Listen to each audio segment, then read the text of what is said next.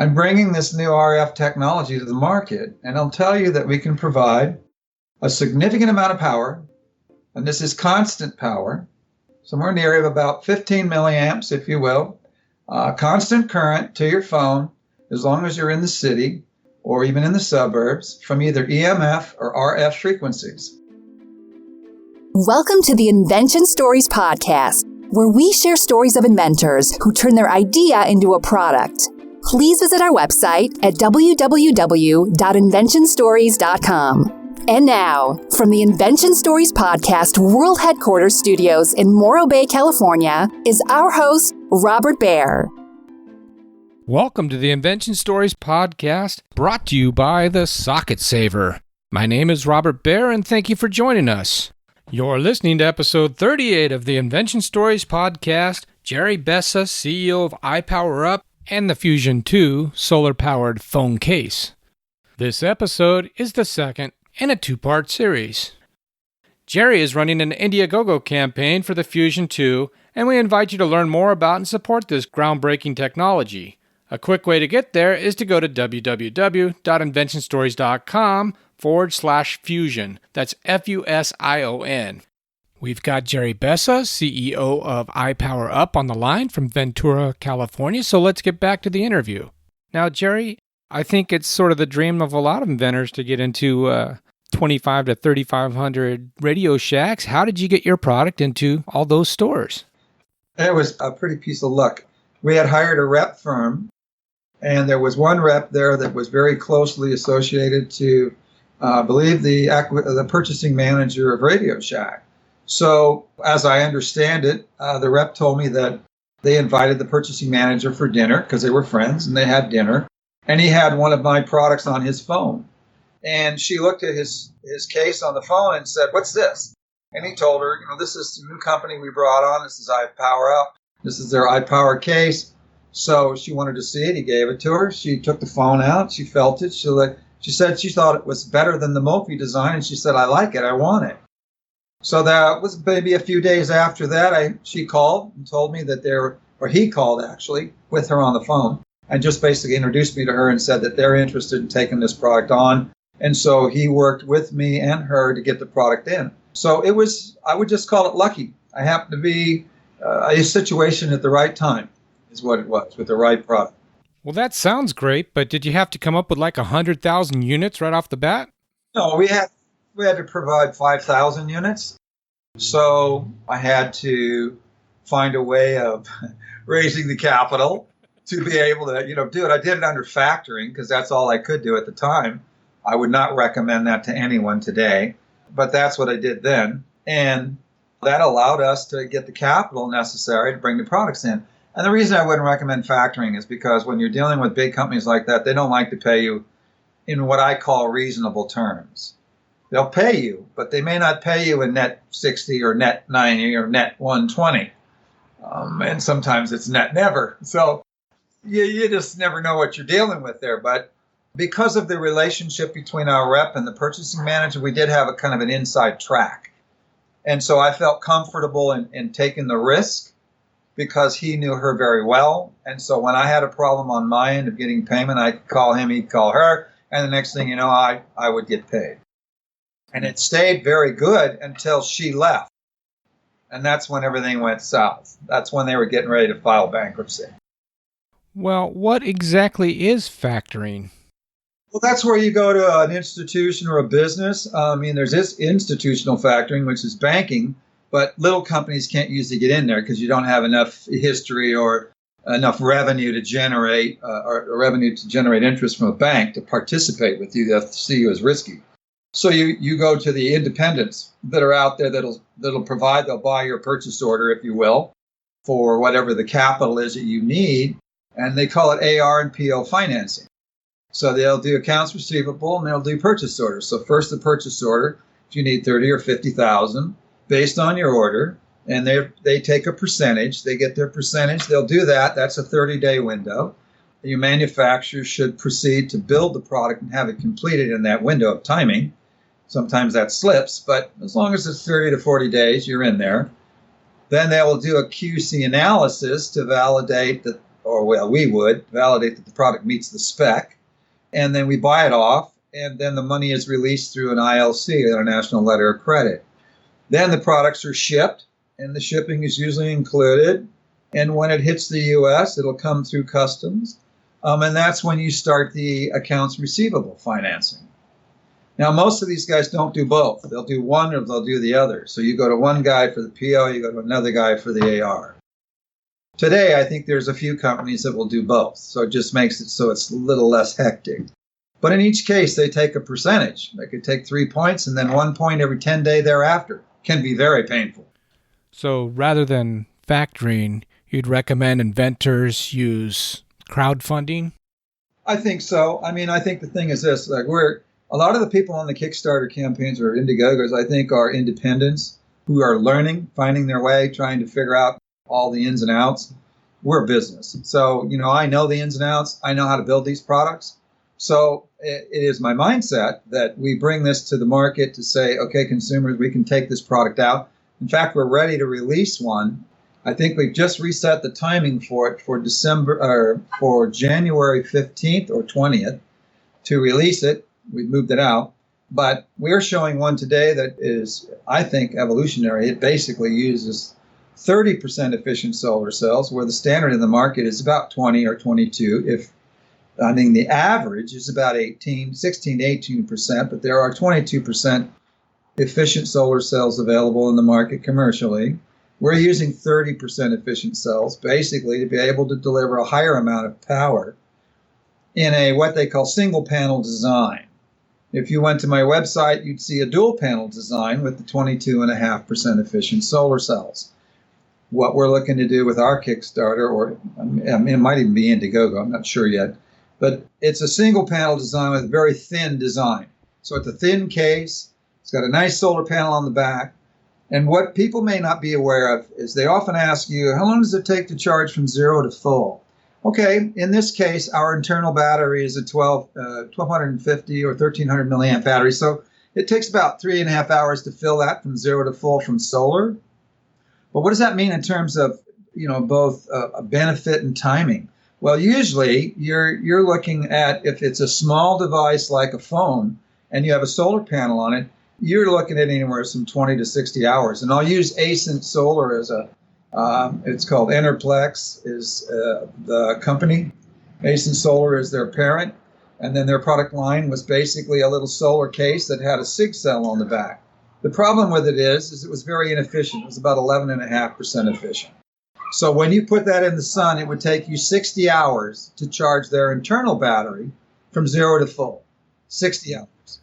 And ours would take you 3.5. Here's the point. The point is, with this particular model, you don't have to leave it in the sun for 3.5 hours. You leave it in the sun for about an hour. It won't hurt your phone. 1 hour, you're going to pull down about 3.5 hours of talk time or an hour and a half of data time. I would suggest that when you get back in your car, you go home, you go to your office, wherever, plug it in. Because you do have the world's finest resource of power there. So that's your primary power. We're your supplementary power. Now I go to one more place. This design is meant to be thin and cool, so young people will want to carry it. The other part of it is, because you have it on your phone, you're emergency prepared at all times. When you look around the world today and you look at what's going on, there's all kinds of very climatic things happening worldwide. You don't want to get caught up in that. And I can use Katrina or where the floods were as an example. There were 10 days down.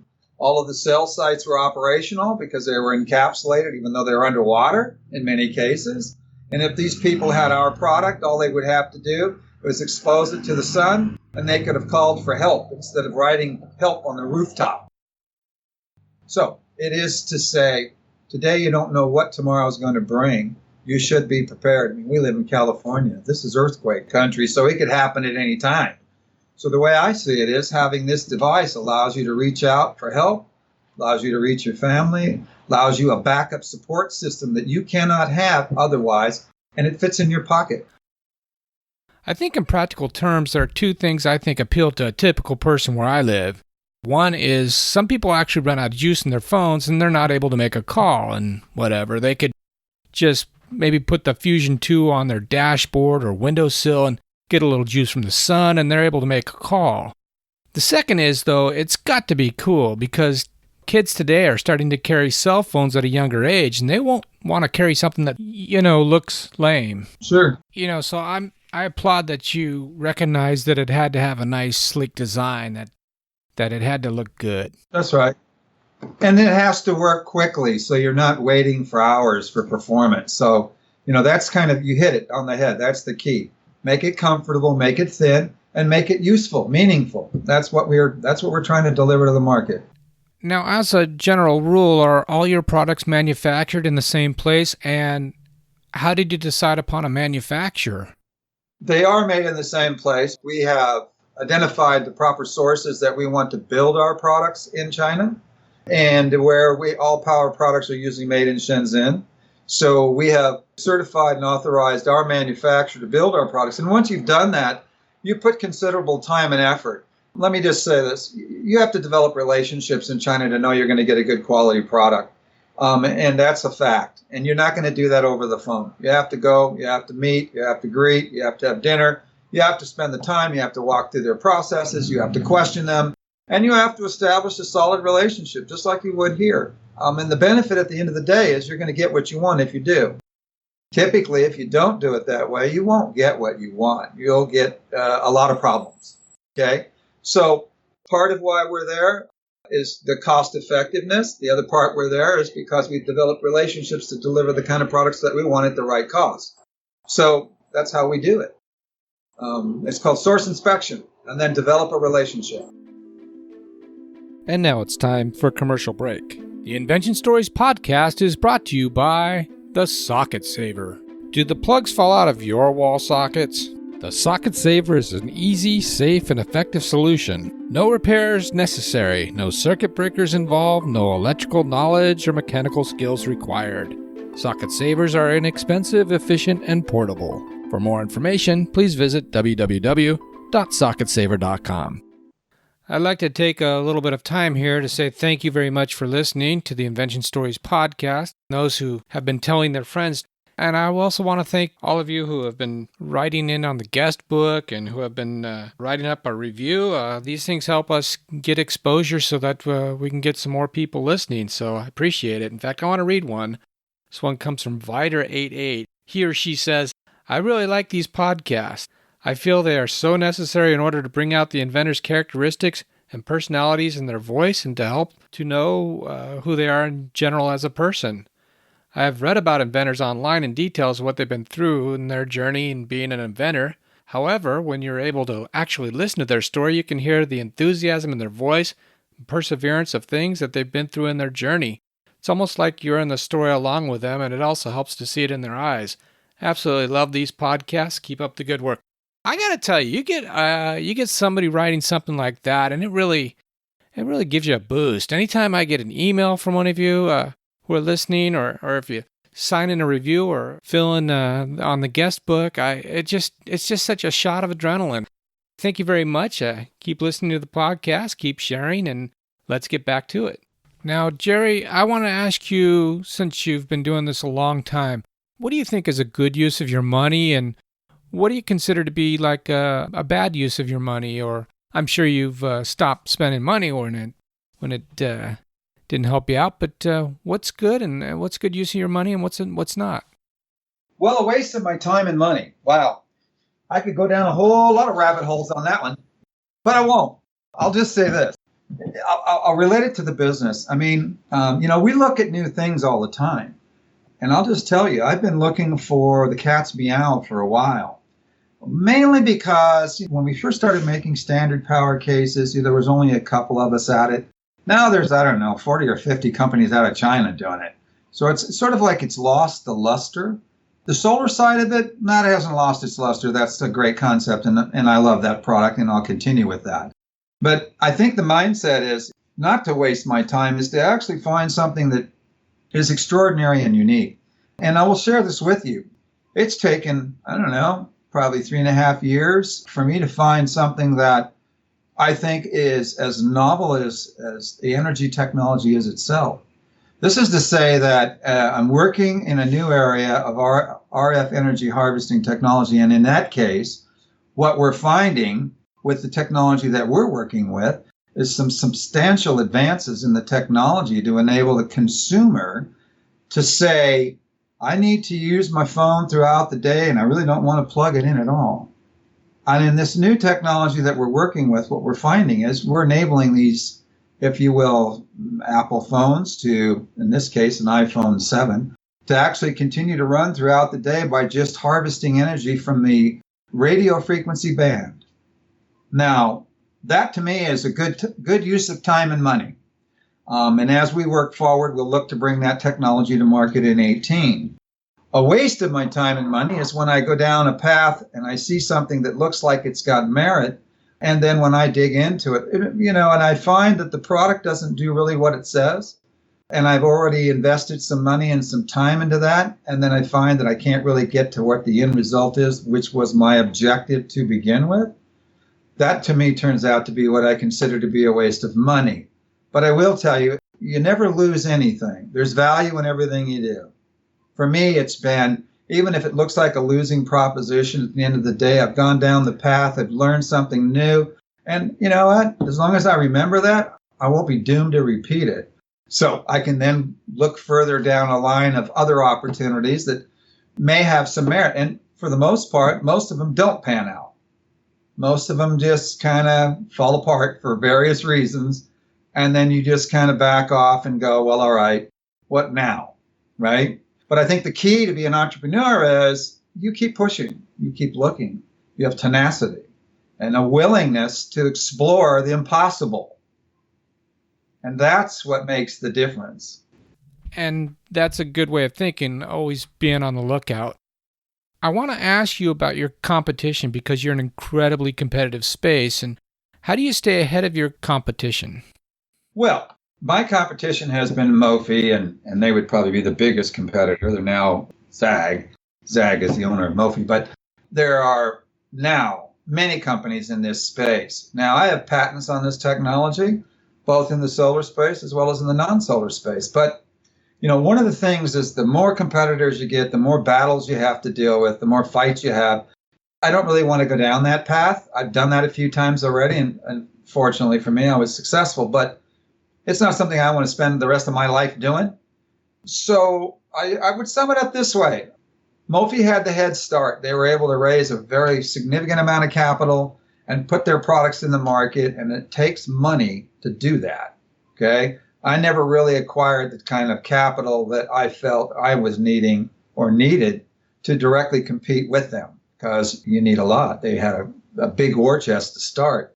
So ever since then, many other companies now have, like Incipia would be another example. They're now a billion-dollar company. They weren't. They were a smaller company. But through acquisitions, they brought in other products and they've enhanced and improved their position. I'm really more of the mindset that, yes, we'll probably continue making some standard, very slim cases. But how do you stay ahead of the competition? Well, you stay ahead of it by developing new technologies. So again, I'm going to repeat myself a little bit by just saying this to you. I'm bringing this new RF technology to the market, and I'll tell you that we can provide a significant amount of power, and this is constant power, somewhere in the area of about 15 milliamps, if you will, constant current to your phone, as long as you're in the city or even in the suburbs, from either EMF or RF frequencies. Now, what that means is I'm going to build it into a very slim case that's probably going to be between 13 and 14 millimeters thick. I'm going to build it for the iPhone and the Samsung products. And when we bring that to market, it will also have induction charging, which is what they call Qi, because that's popular today and it's known as wireless, but it's not really wireless. However, the product will actually have AC, DC, USB, Qi, and it'll have the RF charging. Now, there'll be another model or a version of models that'll actually have the solar initiative on it as well. But to this subject, it is to say I stay ahead of the competition by using a patented technology that they have no knowledge of that will provide, well, let's say the math says that's 900 milliamps an hour and you're not doing anything. You're walking with your phone, you're talking on your phone, you're using your phone, you're not using your phone. You're asleep, you're awake, it doesn't matter. This device, your case with your phone in it, my case will continually charge your phone 24/7. What everybody's trying to do. It's like Energis and Ubeam and Kodi and these guys, they're all trying to transmit power. We're not a transmitter, we're a receiver, so we're different. And we're a constant service provider of power to your phone. And if you're in the house, like I said, if let's say I'm pulling in 15 milliamps constant current, but then you fire up your TV and its EMF is pushing out more radiation, I'm going to grab that radiation too. And I'm going to combine it with what I'm already pulling from another signal. So that's the beauty of this new system, is just to say this, and that's a snapshot, that's all I can give you. But I can tell you that we should have this ready by mid-year. We may license this technology, so it might not come out under our brand, because we are talking to a couple of heavy hitters. But the reality is that this is where we all want to be. Now, you can still plug in your product. It'll still be AC, DC, USB chargeable. If you need it, you can do it. But you still don't need these really big batteries, because now I'm constantly feeding you plenty of power. And by the way, this is also adjustable power. So it's RF energy harvesting. It's also boosting. So I can go 5 milliamps, I can go 15, I can go 25, I can go 45. I can adjust it wherever I want to the device that I'm applying it to. So there'll be versions of this that'll actually charge even faster from the RF and EMF frequencies. I'm excited. This is going to make a big difference to the marketplace. Yeah, it sounds absolutely incredible. And it does make sense for you to license it to the biggest players in the industry so you can get everywhere really quick, get that market saturated before you start seeing knockoffs. It's up to you, or if you'd rather do it yourself. No, you're right. Licensing this technology to the major players that have the biggest war chest, that can play it the right way, is that absolutely the definite target that we have in mind. That's what we want to do. What have you mastered? Like, what are you really good at? What have you truly mastered? Well, I've mastered, I believe, energy technology at this point, to be able to pull it from the air. Okay, that would be the mainstay of what I think I've mastered. I'm also 65, so I guess I figured out how to survive. Yeah, that's a good answer. What gives you hope? Well, when I look around and I see all the things going on, I believe in God. I believe that there's a purpose that we're all here for. And I believe that if you give, you get. Not to say you're looking to get, but you got to give. Okay. And that's what I want to do. I want to give something to leave it with the people.